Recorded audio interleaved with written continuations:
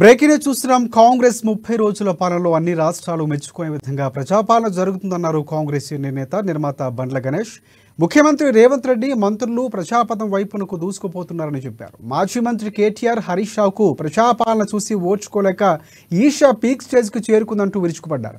100 రోజుల తర్వాత తమ పప్పులు ఉడకడం కాదు, బిర్యానీ కూడా ఉడుకుతుందంటూ కూడా మాజీ మంత్రి హరీష్ రావుకు కౌంటర్ వేశారు.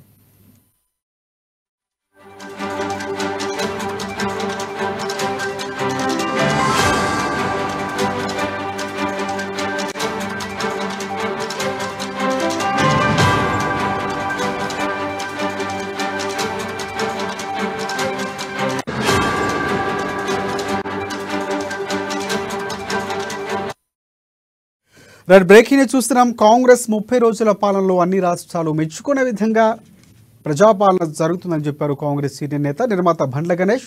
ముఖ్యమంత్రి రేవంత్ రెడ్డి మంత్రులు ప్రజాధనం వైపు నడిపి చూస్తున్నారని దూసుకుపోతున్నారని చెప్పారు. మాజీ మంత్రి కేటీఆర్ హరీష్ రావుకు ప్రజాపాలన చూసి ఓర్చుకోలేక ఈషా పీక్ స్టేజ్కి చేరుకుందంటూ విరుచుకుపడ్డారు. 100 రోజుల తర్వాత తమ పప్పులు ఉడకడం కాదు, బిర్యానీ కూడా ఉడకదంటూ మాజీ మంత్రి హరీష్ రావుకు కౌంటర్ వేసి సెటైర్లు విసిరారు.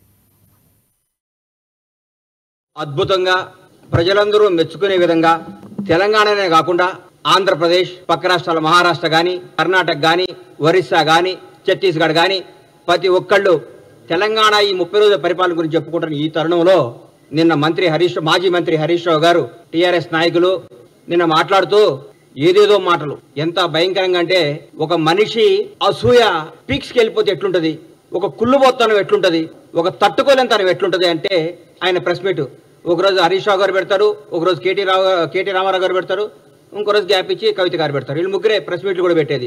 ఎందుకంటే టీఆర్ఎస్ నాయకులు తెలుసు బ్రహ్మాండంగా చేస్తుంది కాంగ్రెస్ ప్రభుత్వం. గౌరవనీయులు మన ముఖ్యమంత్రి, యువకులు, ఫైర్ బ్రాండ్ శ్రీ రేవంత్ రెడ్డి గారి నేతృత్వంలో కాంగ్రెస్ పార్టీ, కాంగ్రెస్ మంత్రులందరూ అద్భుతంగా ప్రగతి పదం వైపు దూసుకుపోతూ తెలంగాణ రాష్ట్రాన్ని, పేరుని, ఖ్యాతిని, వాణిని భారతదేశం మొత్తం వినిపించే విధంగా చేస్తున్నందుకు ఈ రోజు భారతదేశం కూడా మన తెలంగాణ రాష్ట్రం గురించి చెప్పుకుంటాను. ఈ తరుణంలో నేను హరీష్ రావు గారు అంటారు 100 రోజుల తర్వాత ఇలా పప్పులు ఉడకమన్నాడు. నేను చెప్తున్నా హరీష్ రావు గారు, 100 రోజుల తర్వాత కాంగ్రెస్ ప్రభుత్వం బిర్యానీ ఉడుకుతుంది, చికెన్ ఉడుకుతుంది, గుడ్లు ఉడుకుతాయి, అన్ని ఉడుకుతాయి. మీది ఏం ఉడకదు, మీ నీళ్లు కూడా ఉడకవు, మీ నీళ్లు కూడా తాగవు. ఎందుకు సార్ 100 రోజుల తర్వాత మమ్మల్ని ఏం చేస్తారు సార్ మీరు? ప్రగతి భవన్ ని ప్రజాభవన్ చేసినందుకా? మీ ప్రగతి భవన్ లో ఉన్న 100 గడీలు 5-6 పెద్ద పెద్ద బిల్డింగ్లు విడగొట్టి అందరికి అందుబాటులో తీసుకొచ్చినందుకా?